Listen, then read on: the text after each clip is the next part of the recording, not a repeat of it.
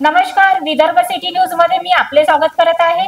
Bhatkuli police ठाण्याच्या हद्दीत दारूवरली मटका, गुटखा व गांजा यासारखे अवैध धंदे मोठ्या प्रमाणात सुरू असल्याचे नागरिकांचे आरोप असून सोशल मीडियावरही या संदर्भातील अनेक व्हिडिओ सातत्याने व्हायरल होत आहेत। या प्रकरणी केवळ लहान स्वरूपाच्या कारवाया दाखवल्या जात असताना दावा नागरिकांकडून केला जात आहे। नागरिकांच्या मते एवढ्या मोठ्या प्रमाणात अवैध व्यापार सुरू असतानाही ठोस आणि मोठी कारवाई होत नसल्याच्या पोलीस निरीक्षक रवींद्र राजूरवार यांच्या कार्यप्रणालीवर प्रश्नचिन्ह उपस्थित झाले आहे। काहीतरी कारवाई होत नसल्याचा अर्थ खुल्या रकमेची वसुली सुरू आहे का, असा प्रश्न उपस्थित केला आहे।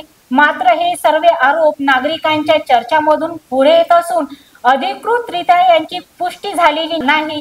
गावातील नागरिक सांगतात की निवडणूक आचारसंहिता लागू असतानाही काही अवैध व्यवसाय खुलेआम सुरू असल्याचे दिसत असल्याचा त्यांचा दावा आहे। नागरिकांमध्ये यामुळे प्रचंड नाराजी निर्माण झाल्याचे समजते।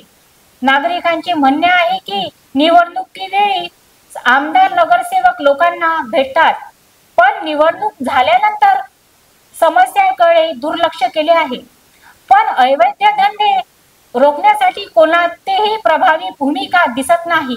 भातकुलीतील अनेक नागरिकांनी पोलीस आयुक्त अरविंद छावरिया यांनी या मुद्द्याकडे तातडीने लक्ष द्यावे। Vidarbha city news